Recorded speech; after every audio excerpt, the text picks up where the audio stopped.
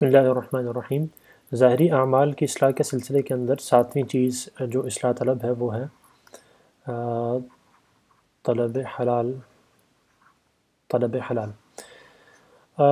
جہاں کہیں بھی اللہ تعالیٰ نے عبادت کا حکم دیا اس کے ساتھ ہی حلال کھانے کا بھی حکم دیا۔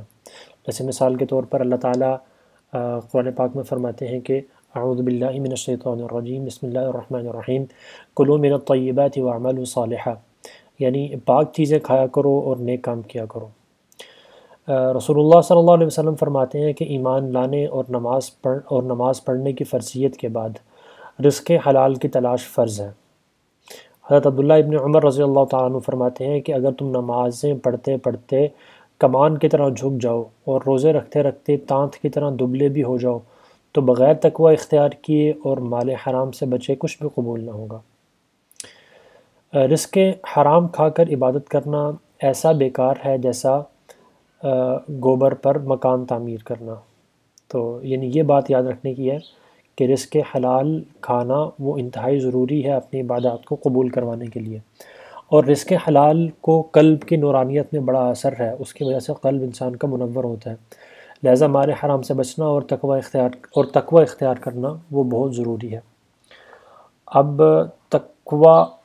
کے درجات کیا ہیں، یعنی رزق حلال کے اندر مال کمانے کے اعتبار سے تقوی کے درجات کیا کیا ہیں؟ تو سب سے پہلا درجہ تو یہ ہے کہ ہمیں حرام سے بچنا ہوگا، یعنی حرام سے پرہیز، اور جن چیزوں سے یا جس مال کی حرمت پر علماء دین اور فقہاء شریعت کا فتویٰ ہے ان کا استعمال نہیں کرنا چاہیے،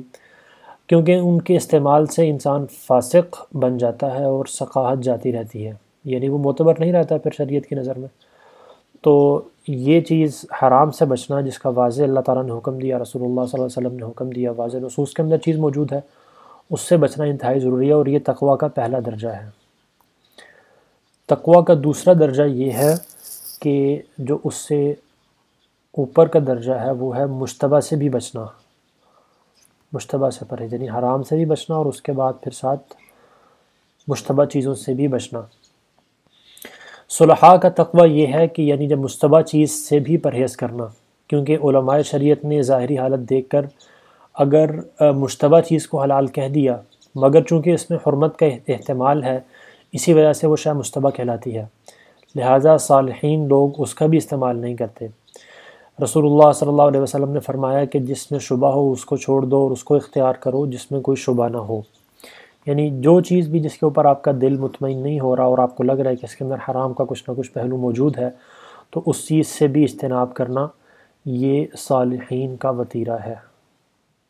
صالحین کا تقوی ہے۔ یعنی جو لوگ صرف حرام سے پرہیز کرتے ہیں اور مشتبہ چیزوں کا خیال نہیں رکھتے اور ان کو استعمال کر لیتے ہیں تو یہ گویا کہ عام مومنین کا درجہ ہے، پہلا درجہ۔ دوسرا جو ہے یہ صالحین کا ہے کہ وہ مشتبہ چیزوں سے بھی پرہیز کرتے ہیں۔ تیسرا جو ہے وہ سب سے اونچا درجہ وہ یہ ہے کہ آئندہ آفت کے ڈر سے، آئندہ آفت یا مصیبت وغیرہ یا پریشانی کے ڈر سے چیزوں سے پرہیز کرنا، یعنی اس کا مطلب یہ ہے کہ یعنی رسول اللہ صلی اللہ علیہ وسلم کی جیسے ایک حدیث ہے کہ مسلمان جب تک خطرہ والی چیزوں میں مبتلا ہونے کے اندیشہ سے بے خطرہ چیزوں کو بھی ترک نہ کرے گا اس وقت تک اتقیاء کے یعنی متقین کے درجے کو نہیں پہنچ سکے گا۔ یعنی حدیث کو اگر آسان لفظوں میں بیان کیا جائے تو اس کا مطلب یہ ہے کہ جو چیز مباح ہے، جائز ہے، جو بے خطرہ چیز ہے اس کو بھی استعمال کرنا چھوڑ دیا، کس وجہ سے؟ اس چیز کے ڈر سے کہ جس کے اندر کوئی خطرہ ہے، کوئی شک ہے یا جو ہو سکتا ہے کہ اس کو حرام کام تک لے جانے کا سبب بن جائے وہ۔ حضرت عمر رضی اللہ تعالیٰ عنہ فرماتے ہیں کہ حرام کے مرتکب ہو جانے کے اندیشہ سے ہم حلال کے بھی 10 حصوں میں سے 9 حصے ترک کر دیتے تھے۔ تو اب اس کی مثال کے طور پر، یعنی اس کو مثال سے بات سمجھ آ جائے گی آسانی سے، جیسے اب پیٹ بھر کر کھانا اب وہ ایک جائز چیز ہے، لیکن اگر کسی شخص کو یہ ڈر ہو کہ میں پیٹ بھر کر جب بھی کھاتا ہوں تو اس کے بعد گناہ کرنے کا دل میرا زیادہ کرنے لگتا ہے اور شہوت زیادہ ہو جاتی ہے، تو اب وہ اس ڈر سے کہ شہوت کی وجہ سے گناہ میں پڑ جائے گا اس کی وجہ سے وہ پیٹ بھر کر کھانا چھوڑ دیتا ہے۔ یا مثال کے طور پر ایک دوسری مثال سے سمجھ لیں کہ ایک آدمی ہے، وہ اگر زیب و زینت والا بڑا فاخرانہ لباس پہنتا ہے،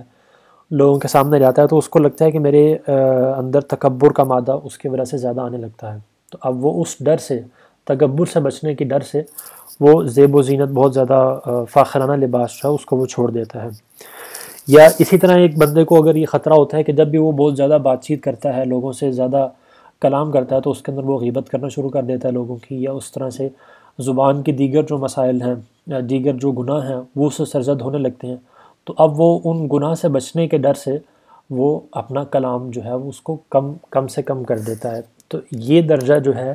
یعنی آئندہ آفت یا مصیبت کے ڈر سے جائز چیز کو بھی چھوڑ دینا، یہ متقین کا درجہ ہے، یہ متقین کا درجہ ہے۔ اور اس کے ساتھ پھر اس کے بعد امام غزالی رحمۃ اللہ علیہ بیان کرتے ہیں کہ کچھ لوگ یعنی مال کمانے کے معاملے کے اندر ہیلوں سے کام لیتے ہیں، یعنی ہیلے بہانے جو ان کا غلط استعمال کرتے ہیں، یعنی شرعی ہیلوں کا غلط استعمال۔ یعنی مثال کے طور پر ایک شخص ہے، اس کے اوپر زکوٰۃ واجب ہونی ہے، لیکن وہ کوئی ایسا حیلہ کرتا ہے کہ اپنا مال وقتی طور پہ کسی اور کو دیا یا کسی اور کا اپنے نام کروا لیا، اس طرح کے ہیلے بہانے کر کے وہ اپنے آپ کو تسلی دے رہا ہوتا ہے کہ اس کی وجہ سے اس کی زکوٰۃ جو تھی اس کے اوپر اب وہ فرض نہیں رہی وہ۔ یا اسی طرح اگر کوئی شخص ہے وہ اپنی بیوی کا مہر جو ہے وہ نہیں دینا چاہ رہا، تو اس کو وہ تنگ کرنا شروع کرتا ہے، اور اتنا تنگ کرتا ہے کہ وہ بیچاری مصیبت میں کہتی ہے کہ ٹھیک ہے میں اپنا مہر معاف کر دیتی ہوں۔ اب وہ جیسے ہی وہ یہ سنتا ہے لفظ بیوی کے منہ سے نکلا کہ جی بیوی نے معاف کر دیا، تو وہ سمجھتا ہے اچھا جی بیوی نے معاف کر دیا، تو شریعت نے تو ہمیں اجازت دی ہے کہ جب بیوی اگر حق مہر معاف کر دے تو پھر وہ معاف ہو جاتا ہے، یعنی اس نے اپنے آپ کو گویا تسلی دے لی۔